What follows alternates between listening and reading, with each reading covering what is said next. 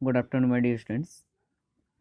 मैं आपका विज्ञान अध्यापक शुभम तिवारी, माया ज्ञानोदय संस्कार अकादमी, बिरधा, ललितपुर से आप सभी कक्षा 7 के विद्यार्थियों का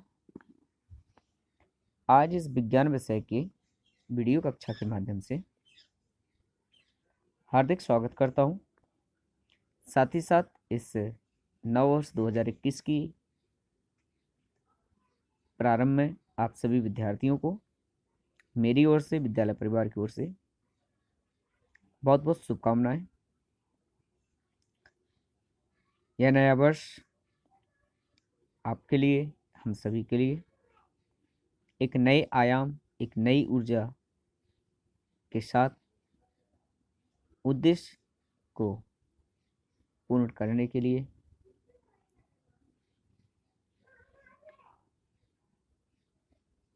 ऐसी आशा मंगल कामनाएं करते हुए तो विद्यार्थियों, कल का जो टॉपिक था गोलीय दर्पण से प्रतिबिंबों का बनना, जिसमें हमने अवतल दर्पण द्वारा प्रतिबिंब बनने की विभिन्न स्थितियों का अध्ययन किया था। अब गोलीय दर्पण में उत्तल दर्पण द्वारा प्रतिबिंब कब, कहाँ, कैसे और कितना बनता है, आइए इसको जानते हैं। विद्यार्थियों, जैसा कि आप देख रहे हैं, उत्तल दर्पण के सामने वस्तु चाहे जहां पर स्थित हो, उसका प्रतिबिंब सदैव दर्पण के पीछे ध्रुव और मुख्य फोकस के मध्य बनता है तथा उसकी प्रतिबिंब की जो प्रकृति होती है वो सीधी, आभासी और वस्तु से छोटा बनता है।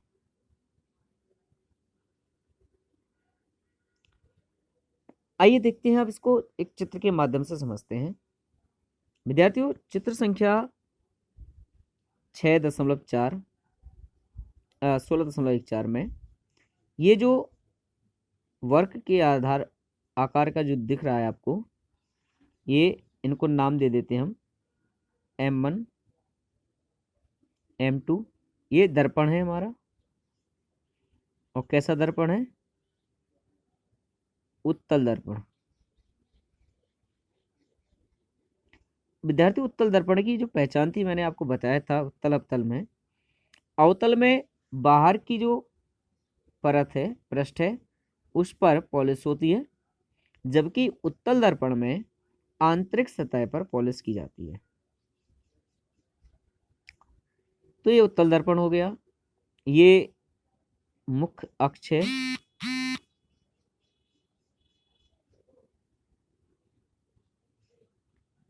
ये मुख्य अक्ष है। ये बिंदु C वक्रता केंद्र है।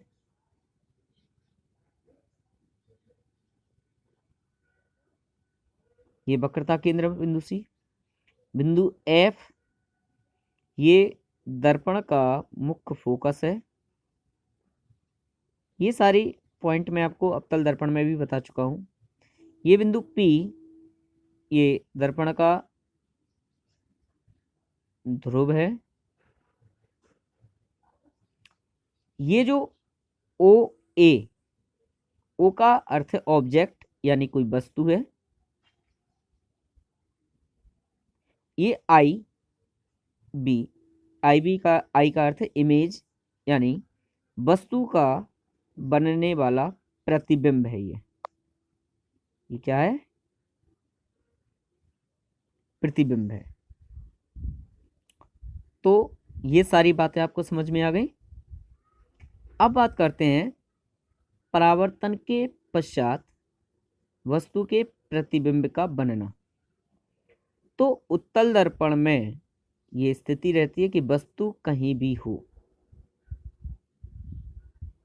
उसका जो फोकस बनेगा वो दर्पण के ध्रुव और फोकस के बीच में ही बनेगा।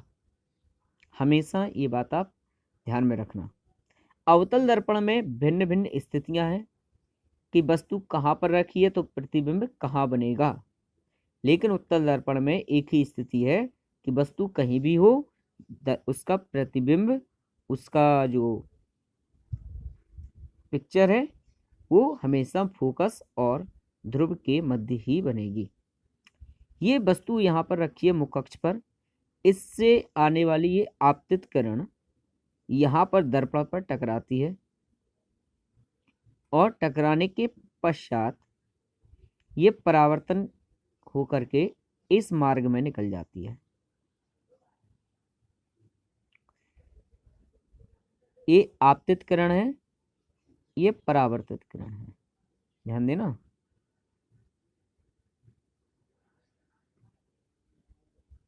ये परावर्तित किरण है और ये कौन सी किरण है? आपतित।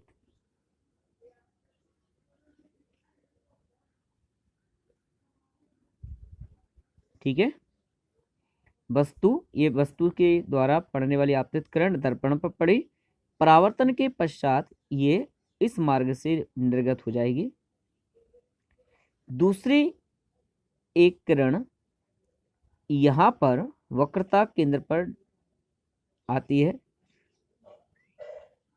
जो कि परावर्तन के पश्चात पुनः उसी मार्ग में वापस चली जाती है। ये जो परावर्तित किरण थी, इसको डॉट डॉट करके हमने इसको दूसरी दिशा में जैसे बढ़ाएंगे, यहाँ पर इस तरह से आएगी। इसी प्रकार इसके द्वारा जाने वाली ये किरण है यहाँ पर, तो ये यहाँ पर काटेगी बिंदु बी पर, प्रतिच्छेदित बिंदु बी होगा, तो यहीं पर ये वस्तु का प्रतिबिंब हमें दिखाई देगा।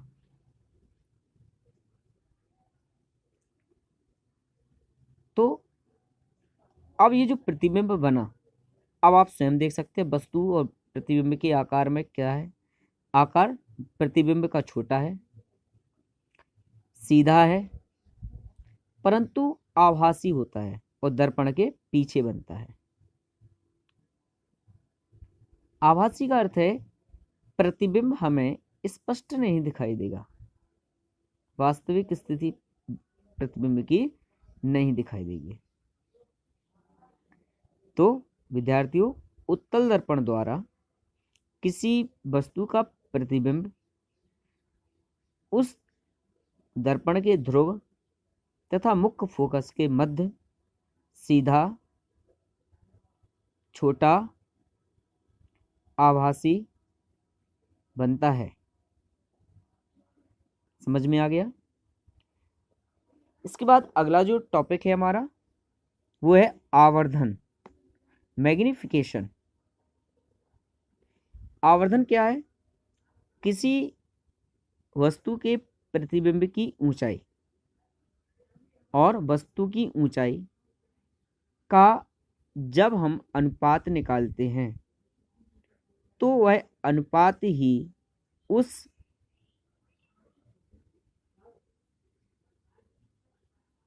वस्तु का आवर्धन कहलाता है।